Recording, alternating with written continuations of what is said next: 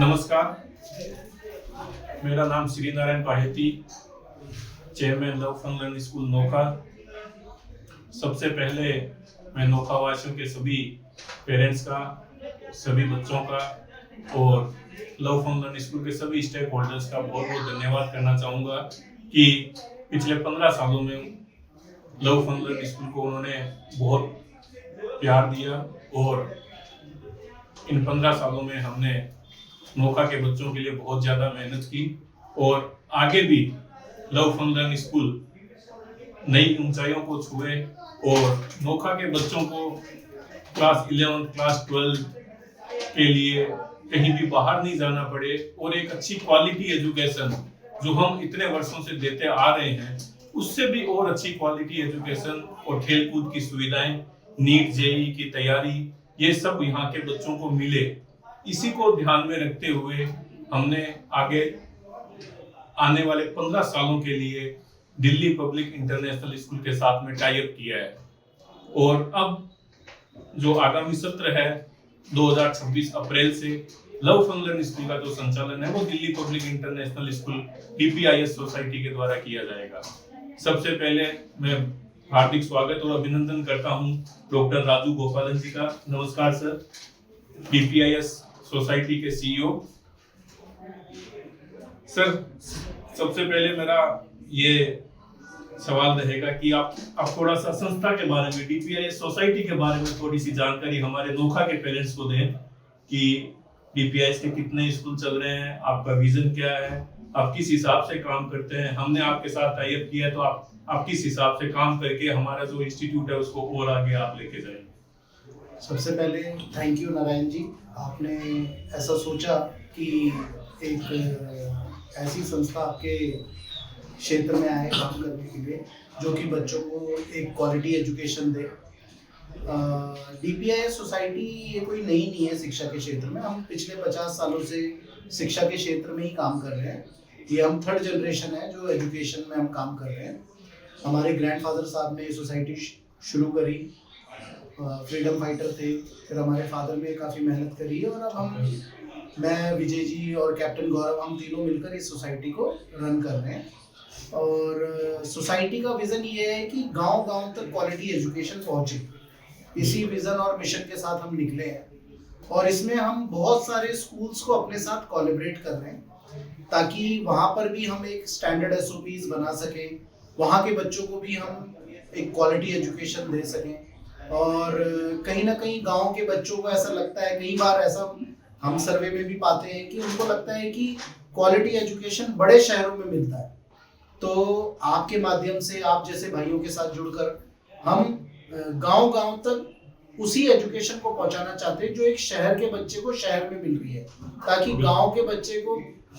अच्छी पढ़ाई के लिए शहर ना जाना पड़े। तो हम इसी मिशन के साथ नोखा में आए हैं और ये 50 साल पुरानी सोसाइटी है। 250 से ज़्यादा स्कूल हमारी सोसाइटी चला रही है और एसोसिएट स्कूल्स भी हम चला रहे हैं। जैसे आपके साथ हमारा एसोसिएट स्कूल्स का कोलैबोरेशन है जिसमें कि आप और हम, जो हमारा पर्पस है ये कि बच्चे आज की टेक्नोलॉजी को इनहेंस कर आज के ज़माने के हिसाब से नई चीज़ों को अपने साथ जोड़ के पढ़े। तो सोसाइटी का ये मकसद है कि हम गांव-गांव तक पहुँचे और टायर 2, टायर 3 सिटी में भी वही एजुकेशन दे जो टायर 1 सिटी के बच्चों को मिल रहा है। बिल्कुल, तो ये बहुत अच्छी बात आपने कही कि जैसे DPIS कि कोई स्कूल जैसे मान लो दिल्ली में या बेंगलोर में, तो वो सेम फैसिलिटी, सेम एजुकेशन जो नोखा में जो हमारा बच्चा होगा तो उसको भी वो उसी तरह की फैसिलिटीज, उसको वो ही करिकुलम मिलेगा। जी जी, बिल्कुल बिल्कुल, वही करिकुलम, वही पढ़ाई, वही शिक्षा मिलेगी। बिल्कुल, और किसी भी तरह का कोई अंतर नहीं मिलेगा। तो जैसे आपने हमारा स्कूल देखा है, लव फन लर्निंग स्कूल, हमारा आपने इंफ्रास्ट्रक्चर देखा है, तो इसमें आप जो हमारे एग्जिस्टिंग पेरेंट्स हैं या जो भी नए सत्र के लिए जो एडमिशन लेना चाहते हैं, नोखा के पेरेंट्स या आसपास के गांव के पेरेंट्स, उनको आप क्या कहेंगे कि क्या आप एड ऑन करेंगे हमारे इंफ्रास्ट्रक्चर में कि ये चीजें आप इंप्लीमेंट 1 अप्रैल से ही करेंगे ताकि यहाँ के बच्चों के लिए और फायदा हो सके, वो आप थोड़ा बताएंगे उसके बारे में। देखिए, स्कूल तो आपका जैसे इंफ्रास्ट्रक्चर के हिसाब से कहें तो सब कुछ ठीक है। हम चाहते हैं कि इसमें स्मार्ट क्लासरूम की संख्या और बढ़े, ताकि क्या है, आज के टाइम में बच्चे जो हैं वो डिजिटलाइज पढ़ना चाहते हैं, इंटरेक्टिव पैनल के माध्यम से, स्मार्ट बोर्ड के माध्यम से उनको चीजों को समझाना थोड़ा इजी रहता है। और कहीं ना कहीं बच्चा जब देख के पिक्चर में चीजों को समझता है तो उसकी जो लर्निंग पावर है, जो याद रखने की ताकत है, वो बढ़ती है। ये प्रूवन रिकॉर्ड है कि भाई आप पिक्चर से चीजों को ज्यादा लंबे समय तक याद रख सकते हो। तो हमारा मकसद ये है कि हम स्मार्ट बोर्ड लगाएं, सभी क्लासरूम को डिजिटली इक्विपाई करें, प्लस हम चाहते हैं कि स्कूल में ना पढ़ाई के साथ साथ लैंग्वेज पर खास करके ध्यान हो। क्या है कि अंग्रेजी जो है एक ग्लोबल लैंग्वेज है, और चाहे बच्चा किसी भी क्लास का हो, किसी भी स्कूल का हो, कहीं ना कहीं पेरेंट्स चाहते हैं कि वो स्पोकन इंग्लिश पे, उसका कहीं ना कहीं पर्सनैलिटी पर ध्यान दिया जाए स्कूल में। स्कूल सिर्फ अंग्रेजी विषय ना पढ़ाए, वो अंग्रेजी विषय के साथ साथ स्पोकन इंग्लिश की बात करें, बच्चों को इंग्लिश में बात करना सिखाए, प्लस बच्चों की थोड़ी पर्सनैलिटी डेवलपमेंट में काम करें, थोड़ा ग्रूमिंग करें बच्चे का, प्लस जो स्कूल का सब्जेक्ट है वो पढ़ाए। इसके अलावा पेरेंट्स का एक बहुत बड़ा वर्ग ये भी है जो चाहता है बच्चे खेल कूद में भी आगे रहें, सिर्फ पढ़ाई की बात ना हो, उसका ओवरऑल डेवलपमेंट हो। तो हम खेल को लेकर भी उतना ही ध्यान देते हैं जितना पढ़ाई को देते हैं। तो जो बच्चे हमारे स्कूल में हैं वो पढ़ाई करें, अच्छी इंग्लिश में बात करें, और साथ साथ खेल कूद में भी, ताकि उनकी फिजिकल फिटनेस भी बनी रहे। और वो कहीं ना कहीं पूरे दिन, जो एक मोबाइल वाली जनरेशन बन रही है हमारी कि बच्चा आउटडोर एक्टिविटी नहीं करता, तो हम चाहते हैं बच्चे का जो उम्र है उस उम्र में उसको ओवरऑल डेवलपमेंट के लिए कि अच्छी उसको पढ़ाई मिल जाए, स्पोकन इंग्लिश की क्लासेस मिल जाए स्कूल में ही, ताकि वो लैंग्वेज भी उसकी बेहतर हो, और स्पोर्ट्स के माध्यम से एक अच्छी स्पोर्ट्स एकेडमी बना के हम उसको खेल कूद में भी आगे बढ़ाएं। तो ये हमारा प्राइमरी गोल है। इसके अलावा हम जैसे एआई को लेकर बहुत ज्यादा सीरियस हैं कि एआई जो है अब आज के समय की डिमांड है, तो हमारे बच्चों को आर्टिफिशियल इंटेलिजेंस का कहाँ कैसे कैसे यूज करना है, जनरेटिव एआई के बारे में और अदर सोर्स ऑफ की टेक्नोलॉजी है, पर वो यूज कैसे होती है वो बच्चों को स्कूल से ही पता चल जाए, ताकि वो स्कूल के बाद जब निकले तो उनको अपने बिजनेस में, अपनी जॉब में, या आगे पढ़ाई में जहां भी उसको यूज करना है वो इसको यूज कर सके। रोबोटिक का, ड्रोन टेक्नोलॉजी का, इतनी सारी चीजें अब पढ़ाई में नारायण जी आ चुकी हैं कि आप चाहें या ना चाहें इन सब चीजों को स्कूल के अंदर लाना और इसको एग्जीक्यूट कराना ये बहुत ही जरूरी है सभी स्कूलों के लिए। क्योंकि आप मान सकते हैं कि हमारे देश में जो फाउंडेशन है वो स्कूल में तैयार होता है। अगर फाउंडेशन स्ट्रांग होगी तो देश भी स्ट्रांग होगा। और हमारा ये विजन यही है कि हम स्कूल के माध्यम से फाउंडेशन अपनी स्ट्रांग करें बच्चों की, ताकि कल को जब इस पर चीजें खड़ी होंगी, बच्चे अलग अलग फील्ड में जाएंगे, डोमेन में जाएंगे, तो उनको लगे कि हाँ ये सब चीजें तो हमने स्कूल में सीखी है, और उनका कॉन्फिडेंस एक अलग लेवल पे हो। सिर्फ पढ़ाई तक ना सीमित रहे, पढ़ाई के अलावा स्पोर्ट्स में, कम्युनिकेशन में, लैंग्वेज में, हर चीज में उनको ऐसा लगे कि हाँ स्किल डेवलपमेंट में, कि भाई मैं 12वीं के बाद करूंगा करके ना रहे, वो पढ़ाई के साथ साथ इन चीजों को सीख सके, कर सके। ये बहुत अच्छी बात आपने कही कि जो समय है ये बहुत तेजी से बदल रहा है, और टेक्नोलॉजी जैसे एआई टेक्नोलॉजी है, रोबोटिक्स है, और स्मार्ट जो स्मार्ट पैनल वगैरह बोर्ड, तो ये सारी चीजों का फायदा हमारे बच्चों को यहाँ पे मिलेगा। एक सिर्फ जो यहाँ पे नोखा में जो हमने महसूस किया है कि जैसे बच्चे जो 11th-12th में जो बच्चे साइंस लेते हैं, या जो बच्चे नीट और जेईई की तैयारी करते हैं, तो यहाँ पर बच्चों को उतना यहाँ पे हो नहीं पाता, उनके फैकल्टी या उनका जो स्कूल एजुकेशन में या जो कोचिंग वगैरह यहाँ पर है नहीं, तो बच्चे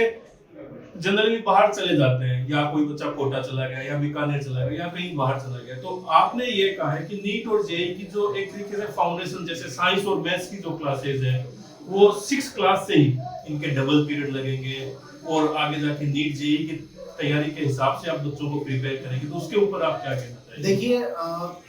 आज का पेरेंट्स जो है वो फ्यूचर की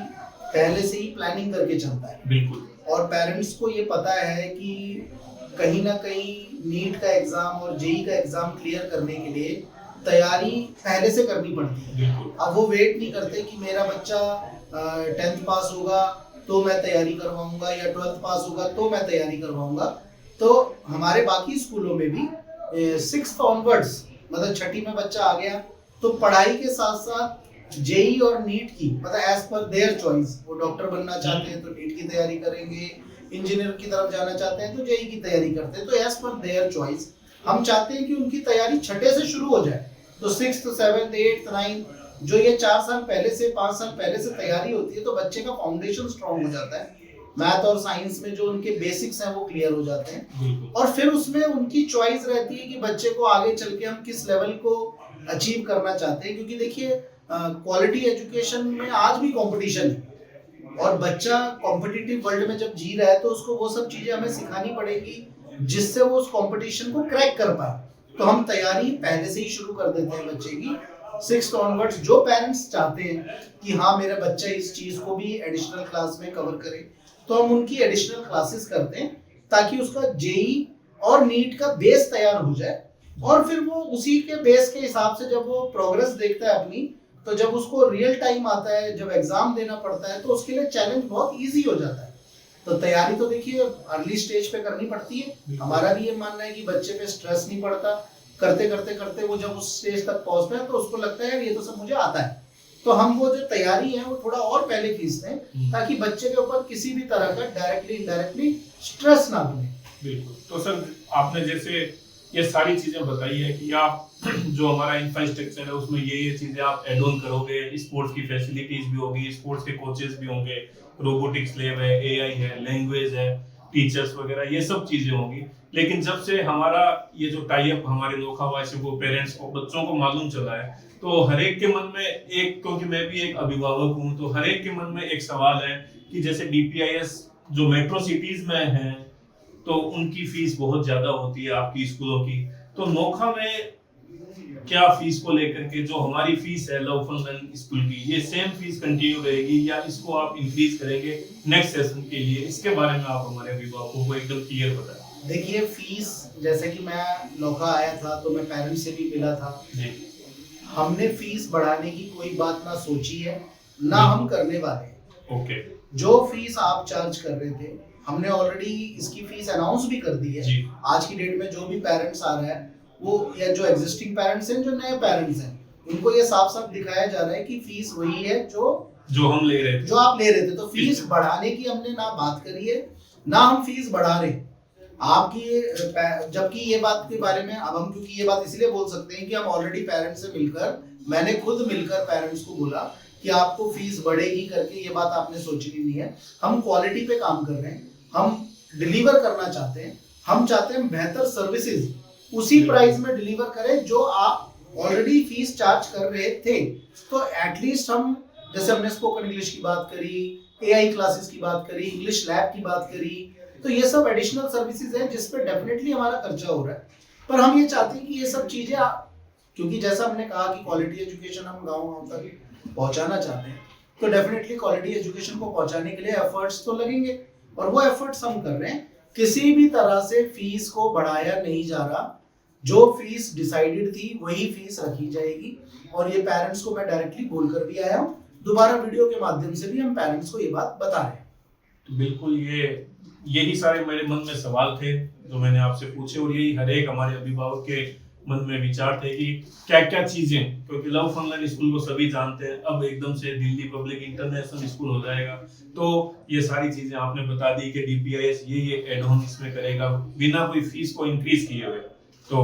निश्चित रूप से हम ये आशा करते हैं कि नोखा वासियों के जो भी हमारे पेरेंट्स हैं उनके बच्चों को जो नए एडमिशन लेना चाह रहे हैं, मैं इस वीडियो के माध्यम से नोखा के सभी अभिभावकों को ये एकदम आश्वस्त करना चाहता हूं कि जितना हमने किया है पिछले 15 सालों में उससे कई गुना अच्छा डीपीआईएस के माध्यम से नोखा के क्षेत्र के लिए होगा, नोखा के अभिभावकों के लिए होगा, नोखा के बच्चों के लिए होगा। बहुत बहुत धन्यवाद सर आपका समय देने के लिए। बहुत बहुत धन्यवाद। अंतिम में यही बात है कि नारायण जी ने भरोसे के साथ हमें स्कूल सौंपा है, और हम कहीं ना कहीं ऐसा मानकर चलते हैं कि भरोसा सबसे महंगी चीज होती है,